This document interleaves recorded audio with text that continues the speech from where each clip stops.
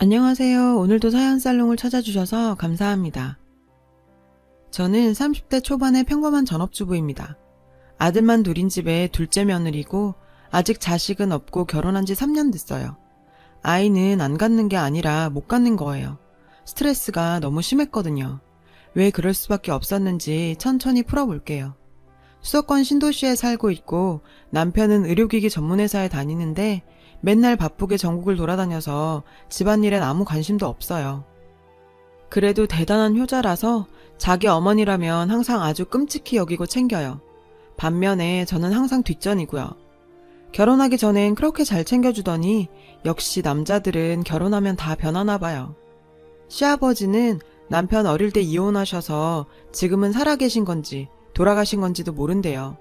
어디서 뭘 하며 지내시는지 연락도 한번 해본 적이 없다더라고요. 아버지 이야기가 나오면 남편이 늘상 하던 말이 있어요. 난 지금까지 단 한 번도 아버지란 인간을 생각해 본 적 없고 앞으로도 안 하고 살 거야. 여지껏 자식 버리고 연락도 한 번 없는 게 무슨 아버지야? 그 인간 얘기는 내 앞에서 다시는 꺼내지도 마. 남보다 못한 사람 아예 없다고 여기면 그뿐이야. 그 말을 할 땐 전에는 한 번도 본 적 없던 남편의 모습이었어요. 굉장히 단호하고 독한 사람이란 생각이 들더라고요. 그만큼 상처가 깊겠구나 하고 측은하기도 했어요. 그리고 두 분이 왜 이혼을 하신 걸까 하고 처음엔 궁금했었는데 결혼하고 시어머니를 제대로 겪어보니 저절로 이해가 되더라고요. 성격 차이로 헤어지셨다는데 시어머니 성격이 보통은 넘거든요. 모르긴 몰라도 아마 시아버지가 버티기 힘드셨을 것 같아요. 까탈스럽기가 세상 없고 무조건 남 탓에 불평 불만이 많으시거든요. 게다가 몸무게가 80kg이 넘고 온갖 성인병에 약을 달고 살면서도 운동을 전혀 안 하세요. 본인의 심각성을 몰라도 너무 몰라요. 서울 살고 사업하느라 바쁜 아주버님 내외는 결혼하고 얼굴 본 게 정말 손에 꼽을 정도예요. 추석이나 설날 같은 명절은 물론이고 시어머니 생신에도 얼굴 한 번을 안 비춰요. 홀로 남은 시어머니한테 아무런 관심이 없는 것 같아요. 도대체 얼마나 바쁜 건지 모르겠지만 제가 볼 땐 너무들 한다 싶어요. 저희 아주버님은 서울에서 자동차 부품 관련 사업을 아주 크게 하세요. 어릴 때부터 공부도 잘하시고 뭐든지 뛰어났대요. 그래서 미국으로 유학도 다녀오시고 평범한 남편과 어릴 때부터 늘 비교 대상이었나 봐요. 그래서 은근히 남편이 형한테 열등감이 있는 것 같아 보이더라고요. 시어머니도 아주버님이랑 남편을 은근히 차별하는 게 보였고요. 형님은 전업주부인데 엄청 부잣집 딸이래요. 아주버님이 미국으로 유학 가셨을 때 만났다는데요. 결혼 전까진 계속 미국에서 지내서 그런지 그냥 미국인 같아요. 사고방식이나 문화가 달라서 저도 참 매번 적응이 안 되더라고요. 그런 형님이 입버릇처럼 하는 말이 있어요. 가끔씩 카톡이나 전화 정도는 주고받았거든요. 한국은 정말 나랑 안 맞아. 뭐가 이리 복잡하고 심각해? 난 그냥 내 방식대로 살래. 이런 식으로 맏며느리인데도 아무런 책임감 없이 정말 자기 편한 대로만 살아요. 그래도 보통 최소한의 맏며느리의 역할이나 도리가 있는 거잖아요. 그런데 저희 형님은 아예 그런 개념 자체가 없어요. 아무리 미국에서 나고 자랐어도 그렇지 결혼한 지가 몇 년째인데 너무하더라고요. 시어머님은 서운해하면서도 아주버님이랑 형님한테 오라소리를 한 번 안 해요. 저랑 남편을 대할 때랑은 180도 다르게 대하면서 눈치를 엄청 보고요. 어느 날은 제가 참다 물어봤어요. 어머님, 아주버님이랑 형님은 적어도 명절에는 오셔야 하는 거 아니에요? 어머님도 보고 싶으시잖아요. 그런데 왜 내려오라고 안 하세요?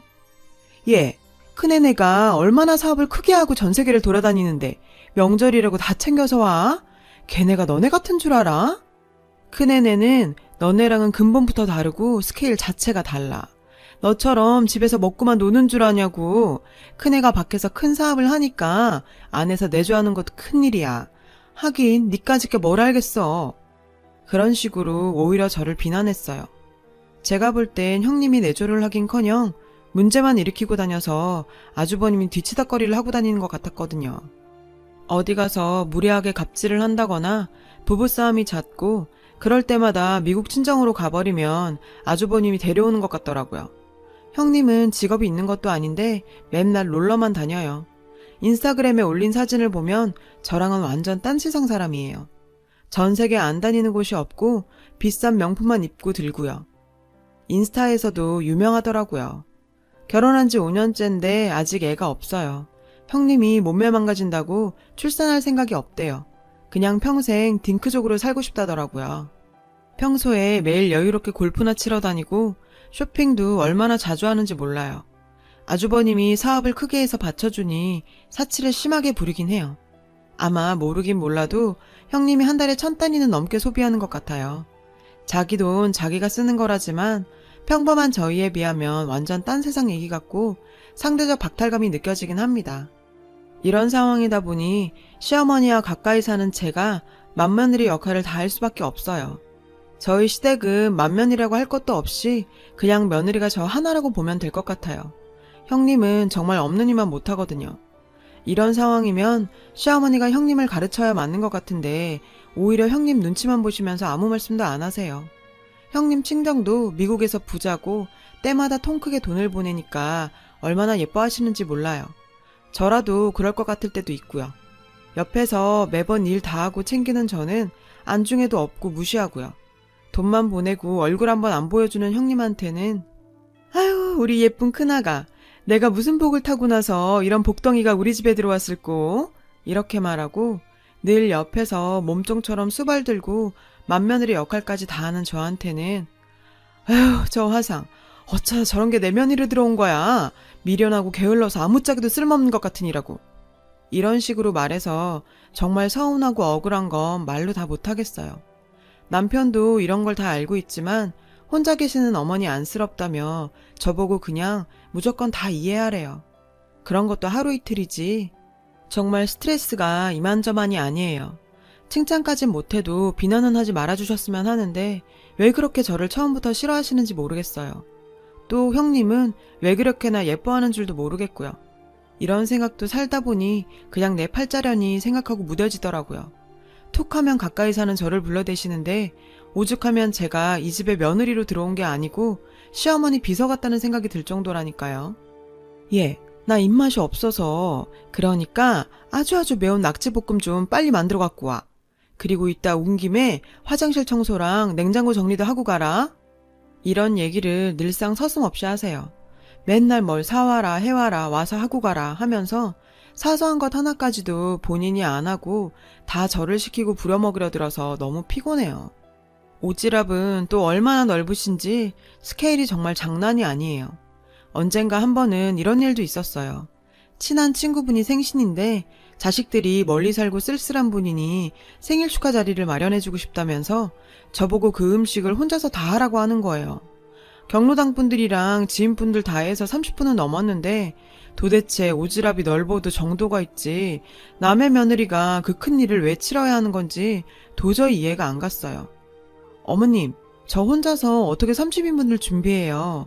그냥 식당에서 하시는 게 낫지 않겠어요? 뭐라고? 왜 못해? 새파랗게 젊은 게 집에서 먹고 노는 주제에 시애미가 하라면 하는 거지. 어디서 못한단 말이 나와? 나 젊었을 땐 혼자서 100명 잔치도 거뜬히 다 치렀어. 그리고 사람들한테 다 말해놨는데 이제 와서 안 하면 내가 뭐가 돼? 나랑 제일 친한 사람이고 친자매보다 더 가까운 사이야. 생일 잔치할 형편이 안 되니까 나라도 해줘야지. 얼마나 불쌍하고 안 됐어?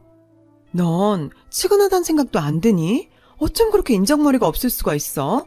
너도 내 나이 돼봐라. 남들 다 하는 건 못하면 얼마나 서럽고 가슴에 한이 맺히는 줄 모를 거다. 넌 시애미가 사람들 앞에서 망신을 당하든 말든 아무 상관없고 나 몰라라 하겠단 거야? 한입 갖고 두 말 한단 말 듣게 하고 싶냐고. 물론 좋은 일 하시는 건 알겠지만 힘든 요구를 하시니까 너무 버겁더라고요. 남편하고 얘기해봐도 늘 똑같은 반응이에요. 그냥 사람 사서 하면 되잖아. 앞으로 어머니가 살면 얼마나 더 사시겠어. 나중에 후회할 일 만들지 말자. 좋은 일 하시는 거잖아. 나중에 우리한테 다 복으로 돌아와. 저 힘든 건 안중에도 없고 매번 말은 참 청산유수예요. 밖에서 일만 하고 돌아다니고 집안일엔 관심도 없는데 정말 저런 걸 남편이라고 믿고 사는 제가 어떨 때 너무 가엽게 느껴져서 혼자 남몰래 흐느껴 온 적도 많아요. 결국엔 저 아는 지인들한테 부탁하고 겨우겨우 치렀어요.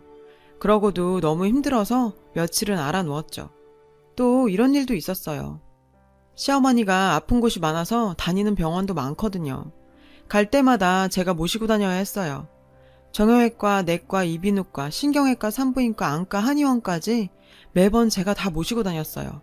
어찌나 병원을 다니기 싫어하는지 어린애처럼 안 간다고 어리광을 피우질 않나. 챙겨 먹을 약이 많은데 안 챙겨 먹어서 일일이 확인하고 챙기는 것도 다 제 일이었어요. 예, 오늘은 정형외과 안 갈란다. 물리치료 받는 거 너무 아프고 지루해. 그리고 나 고지혈증 약 안 먹을란다. 속에서 잘 안 받고 도저히 못 먹겠어. 늘상 이런 식이라 달래는 것도 큰 일이더라고요. 연세도 있으신 분이 어쩜 그렇게 셈이 많고 남 하는 건 다 하려 드는지 젊은 사람들이 염색한 게 예뻐 보인다고 색을 바꿔가면서 염색을 얼마나 자주 하는지 몰라요. 그리고 네일아트도 자주 받으러 다니는데 젊은 저도 안 하는데 참 어지간하세요. 관리도 자주 받아야 하고 비용도 드는데 남들이 하면 꼭 따라 하시더라고요. 예, 노인정에 어떤 할망구가 예쁜 가방을 들었더라. 작지도 크지도 않고 딱 알만된 사이즈던데. 빨간색이야. 비싸 보이더라. 네가 좀 알아봐서 나도 좀 사줘. 내 친구가 이번에 어딜 놀러 갔다 왔는데 거기가 그렇게 좋다더라. 나도 거기 한번 꼭 가보고 싶으니까 네가 알아봐서 나 좀 데리고 가줘. 이런 식이니 제 사생활이 없고 어머님 연락만 오면 긴장이 될 수밖에 없더라고요. 오늘은 또 무슨 일일까 하고요. 어느 날 어머니가 새벽같이 전화를 해서 부르셨어요. 전 무슨 큰일이라도 난 줄 알고 놀랐었는데 간밤에 큰 집에서 이번 추석에 내려온다고 연락이 왔다더라고요. 시어머니가 새벽부터 호들갑을 떠실 만한 일이긴 했어요. 생전 명절에 얼굴 한 번을 안 보여주더니 아주버님이랑 형님까지 같이 내려온다고 했다더라고요. 오랜만에 큰애네 오니까 음식장만 넉넉하게 하고 우리 큰애기 좋아하는 미국 음식도 많이 만들어라. 웬일로 무슨 바람이 불어서 추석에 내려온다는 건지 궁금해졌어요. 남편이랑 얘기를 나눠봤는데 자기도 모른다고 하더라고요. 형이랑 연락 안 한 지 꽤 됐다면서요. 어쨌든 전 저대로 제 도리한다고 음식도 많이 준비하고 형님 내외 좋아하실 만한 거 위주로 가득 차렸어요. 시어머니는 오랜만에 얼굴 본다고 들떠서 안절부절 못하고 돌아다니면서 잔소리를 얼마나 해대셨는지 몰라요. 드디어 형님 내외가 도착했어요. 정말 오랜만에 보는데 특히 형님은 얼굴에 무슨 짓을 했는지 못 알아볼 뻔했어요. 완전 딴 사람이 됐더라고요. 그것보다 둘 사이 분위기도 별로 안 좋고 올 때부터 둘 다 표정이 어두운 게 뭔가 불안했어요. 시어머니는 그저 반갑고 좋아서 어쩔 줄을 몰라 하셨어요. 매일 옆에서 챙기는 저랑 남편에게는 한번 보여준 적 없는 얼굴이었어요.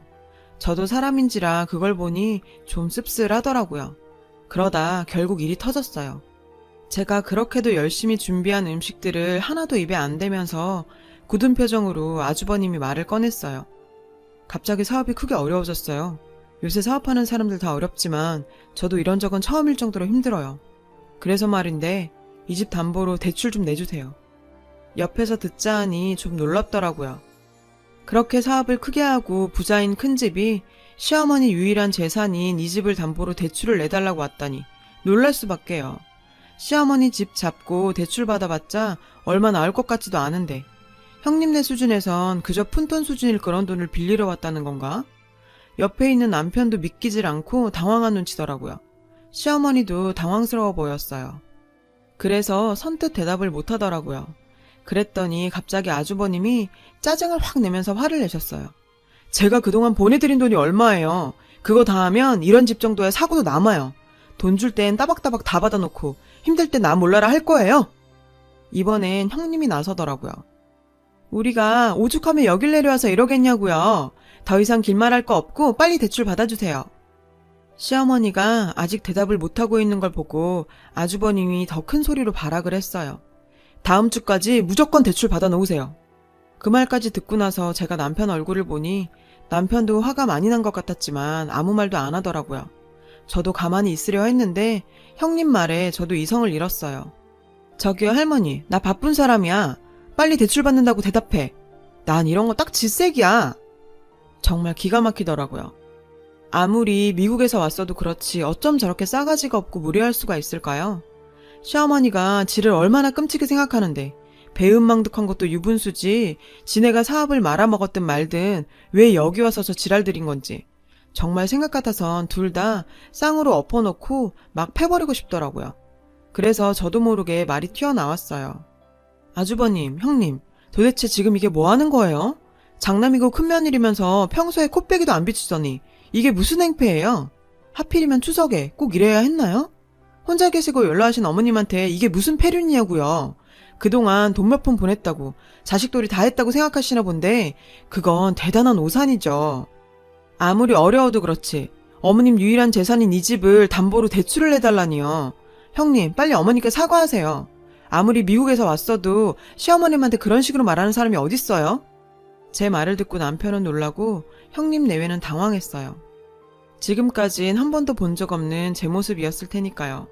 그런데 곧바로 제 눈에서 번쩍 빛이 났어요. 어머니께서 절 때리신 거예요. 너무 갑작스러운 상황이라 모두가 놀랐죠. 니년이 뭔데 내 아들 며느리한테 훈계질이야? 니깎게 뭔데 나서길? 그간 오냐오냐 좋게 봐줬더니 눈에 뵈는 게 없어? 정말 황당하고 어이가 없어서 아무 말도 안 나왔어요. 남편도 이번엔 다르더라고요. 그냥 아무 말도 안 하고 제 손 잡고 나왔어요. 말 한마디 않고 나왔지만 그게 더 무섭고 단호했어요. 그리곤 다시는 어머님하고 일절 연락을 끊었고 한 번도 뵈러 가지 않았거든요. 저도 좀 놀랬어요. 그 효자 남편이 이렇게까지 할 수 있었나 싶었어요. 그 후에 얘기를 들으니 결국은 시어머니가 대출을 해줬나 보더라고요. 형님은 다니던 헬스클럽 트레이너랑 바람나서 미국으로 날랐고 아주버님은 도박으로 다 탕진했대요. 사업자금은 물론이고 차체까지 다 끌어다 써서 중독 수준이었다나 봐요. 잘 나가다 졸지에 나락으로 떨어진 거죠. 시어머니는 당연히 집 다 날려먹고 길바닥에 나앉는 수준으로 망했어요. 그렇게 저랑 남편을 만나려고 애를 쓰는데 그날 이후 연락을 딱 끊고 만나주지도 않으니 많이 아쉬웠겠죠. 특히 제가 얼마나 옆에서 수족처럼 수발을 들었는데요. 아마 친딸도 그렇게 못했을 거예요. 그래도 시간이 지나면 남편이 좀 누그러질 줄 알았는데 이번엔 아니더라고요. 아주 단호하게 어머님하고 손절했어요. 정말 많이 실망했나 보더라고요. 저도 솔직히 시어머니가 안쓰러운 마음이 들 때도 있지만 그렇게 맹목적으로 편애하던 아들한테 된통 당하신 건데 자업자득인 거죠. 그간 얼마나 시달리고 힘들었는지 시어머니 호출이 없으니 스트레스로 계속 빠지던 살이 가만히 있어도 찌더라고요. 우울증, 탈모, 불면증, 만성피로가 싹 없어져서 얼마나 좋은지 몰라요. 시어머니가 진정한 사과를 하고 또 다시 부려먹지만 않으면 화해하고 모실 생각은 있어요. 하지만 그렇게 자존심 센 사람이 과연 그러실지는 의문이네요. 지옥에서 천국으로 탈출한 기분이에요. 그간 스트레스 때문에 살이 너무 빠져서 아이를 못 가져서 걱정이었죠. 이젠 저도 남편과 아이 낳고 제 인생 살아야겠습니다. 지금껏 성실하게 제 도리 다 하고 살았는데 그렇게 살아도 되겠죠? 여러분, 사연 댓글에 응원과 현명한 조언 부탁드려요. 좋아요와 구독은 저에게 큰 힘이 됩니다. 오늘도 좋은 일 가득하세요.